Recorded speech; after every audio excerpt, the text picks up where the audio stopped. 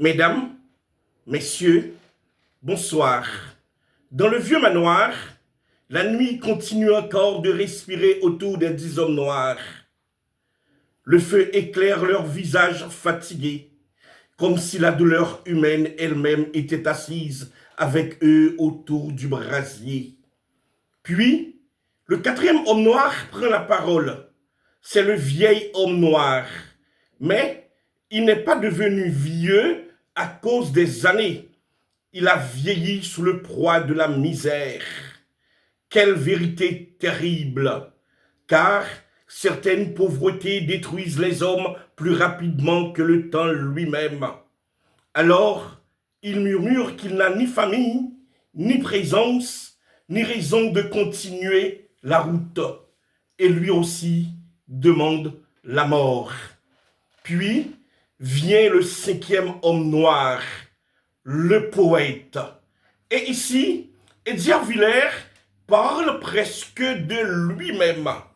Le poète porte des recueils dans son âme, des mondes entiers dans son silence, mais il n'a pas de moyens pour publier ses œuvres.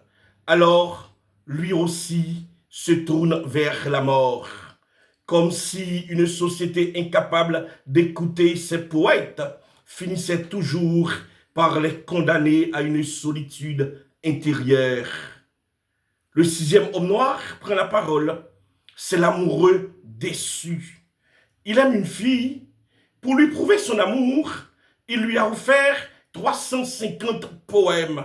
Mais la femme lui répond qu'on n'achète pas au marché avec de la poésie. C'est avec de l'argent qu'on achète au marché. Quelle blessure pour un homme qui croyait encore que les mots pouvaient nourrir le cœur humain. Et soudain, Edgar Villers nous montre la tragédie du poète.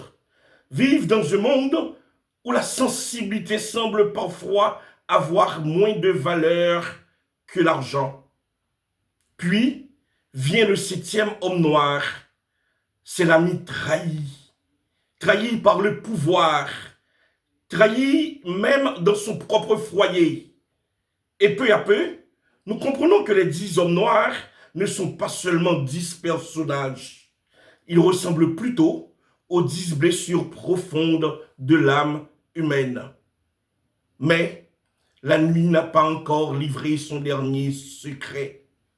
Car le plus jeune des 10 hommes noirs n'a pas encore parlé. Merci. Si cette réflexion vous parle, abonnez-vous, aimez, partagez et poursuivons ensemble ce chemin de la littérature, de la philosophie et de l'humanité. À très bientôt.